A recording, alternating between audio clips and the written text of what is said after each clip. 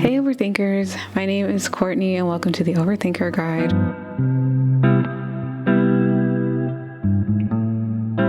So yeah, I flew early in the morning and we landed like around 12:30. And this was because we scheduled our global entry interviews for 1:30. So we flew in so we could go ahead and get that out the way. So if you're flying to Puerto Rico and you want to do your global entry there, what you would do is after you go to baggage claim, go all the way down towards the end. It'll be towards the right as you're leaving baggage claim. The doors at the end, it'll lead you right to the global entry office. So they won't let you in. You do have to have an appointment to go inside the office, or if there's already people in there doing an interview, you have to wait until they're done, and that means you gotta wait outside. Thankfully, it was hot out there also, by the way, but thankfully there was either someone finished up their interview or, it was time for our interview. So we were both able to go in. You can do 2 interviews at the same time. So she had hers, I had mine. So with the global entry, we had to select the intercom to announce who we were. The door is locked. You cannot walk in there. So I just said, hi, I have an appointment for 1:30. They let me and my mom in after I told her that she also has an appointment.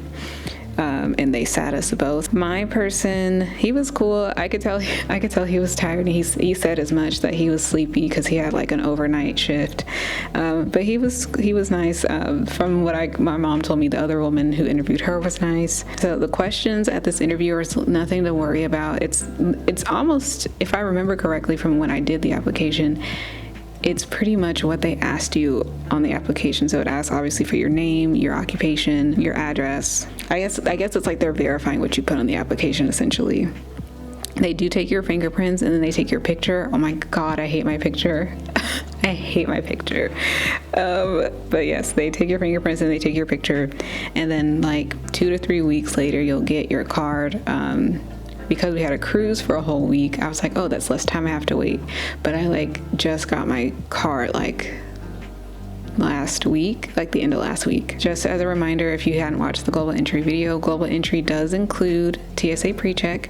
So it's $100 for global entry. And he was telling me it's mainly used for when you come back into the United States, not necessarily when you're going somewhere else. Although if they have it at that particular airport that you're arriving, then you can get through customs quicker. They do have a global entry app that you can download, and you can use that when you are ready to fill out the customs form and get done with that ahead of time. And if you're traveling with a group, so like family or friends, and those family members and friends also have global entry, then you can fill it out for everybody, or one person can fill it out for everybody. If they don't have global entry, you can't fill it out for them. He also told me if you buy anything in the other country, you do have to declare it, or else they might revoke your global entry. So keep track of what you buy that you're bringing back with you.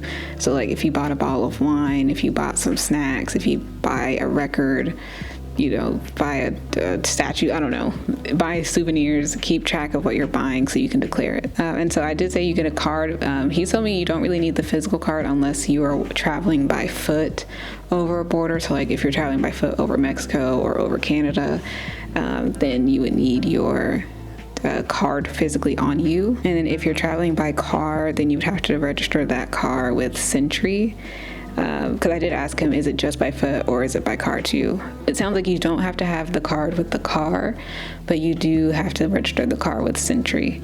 So I think that's either your rental car or your actual personal car that you're driving. So we got our approval emails from Global Entry like a couple of hours after that, which was nice. And then we were set up for TSA pre-check. So basically when we got back from the cruise, we got to use TSA pre-check in the airport, which was nice. We did not get to use it prior to our interview though. We had to go through the regular line. If you like this video, please leave a like down below and consider subscribing for the next one so you'll be notified. Until the next video, I will see you later, Overthinkers.